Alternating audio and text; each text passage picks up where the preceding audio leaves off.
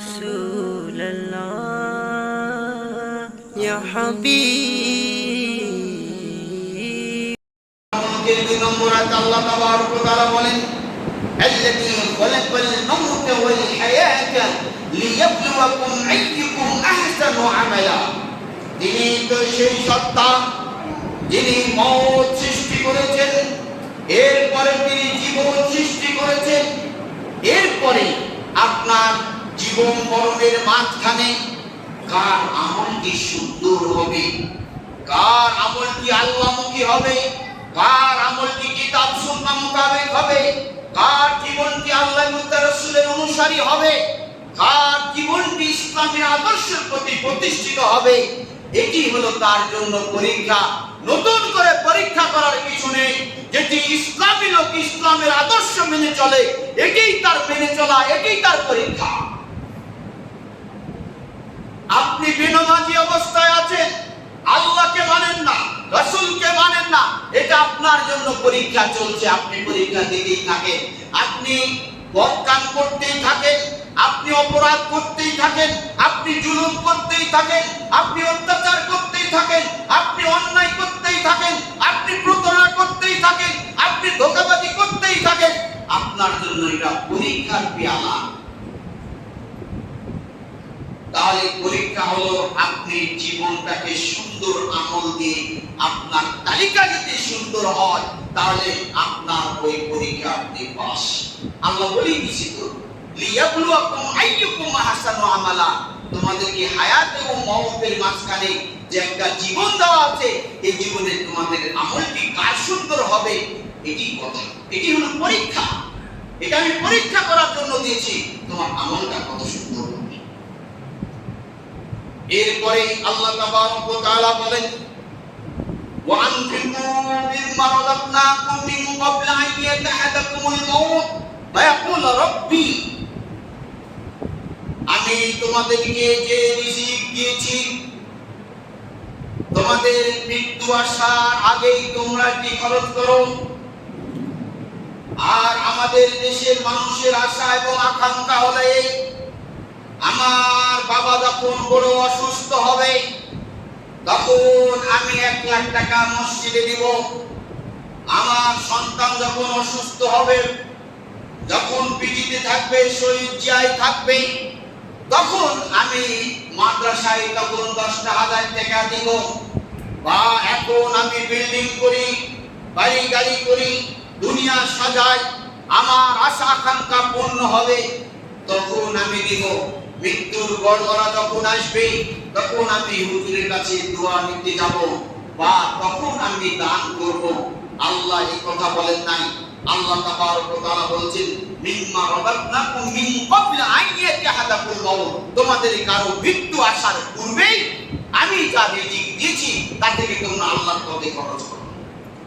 আমি আপনি মনে করি যে এই সম্পদ আমার অর্জিত, আমার ঘামের অর্জিত সম্পদ, আমি কঠিন পরিশ্রম করে আমি সঞ্চয় করেছি, ব্যাংকাত করেছি, আমি টাকা ইহসাবু মাল ওয়া আখলাদা, ওই মালটাকে আমি গুনে গুনে প্রত্যেকদিন হিসাব করছি।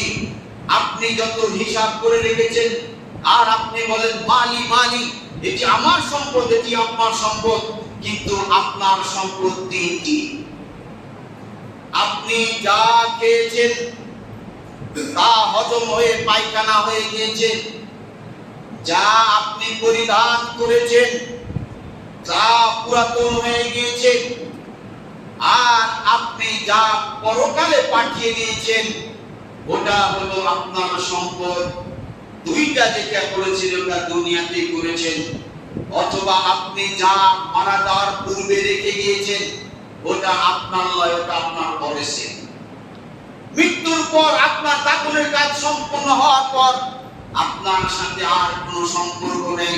আপনার অনুজাত আত্মীয় স্বজন আসাবা যারা আছে তাদের সম্পর্ক হলো ওই সম্পদের সাথে, আপনার সম্পর্কটা নয়। তাহলে আপনি যা খেয়েছেন তা ওটা আপনার, আপনি যা পরিধান করেছেন পুরাতন হয়ে গেছে তা আপনার।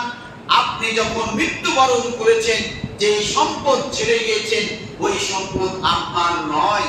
আপনার বোঝা যদি ঋণে থাকে তাহলে ওই ঋণ পরিশোধ করে দেওয়ার পর আপনার আত্মীয় স্বজনরা, ছেলে মেয়েরা ওই মাল তখন বন্টন করা নিয়ে ব্যস্ত হবে। আপনার শোক পালন করবে না তারা, ওই দুঃখ কষ্ট তারা পালন করবে না। আমার বাবা 10 তলা বিল্ডিং করে রেখে গেছে, ওই জন্য আমি এখন এই বিল্ডিং নিয়ে ব্যস্ত হয়ে যাব, আমি ভাগ দিব। গুলশানের বাসা আমার, ওই আপনার বড় বড় নামি দামি গাড়ি বাড়ি আমার, এগুলি সব কিছু তখন আমার চলছে। মানে আপনি বলেছেন আমার মালিক, আমার সম্পদ। এখন যারা বেঁচে আছে তারা বলবে যে এটা আমার সম্পদ, মরে গেছে, চলে গেছে, দিয়ে দাও, তাড়াতাড়ি মাটি দাও।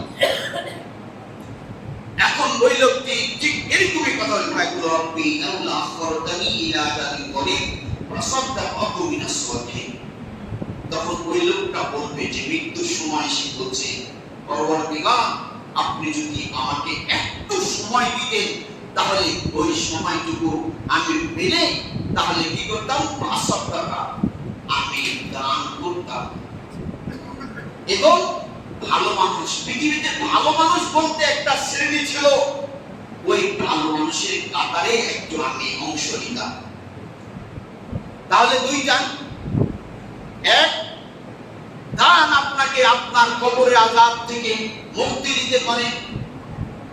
এরপরে ভালো মানুষ আপনাকে জান্নাতের পথ আপনাকে দেখাতে পারে। ভালো মানুষের কাতারে থাকলে আপনি কবর এবং জাহান্নামের শাস্তি থেকে বাঁচতে পারেন।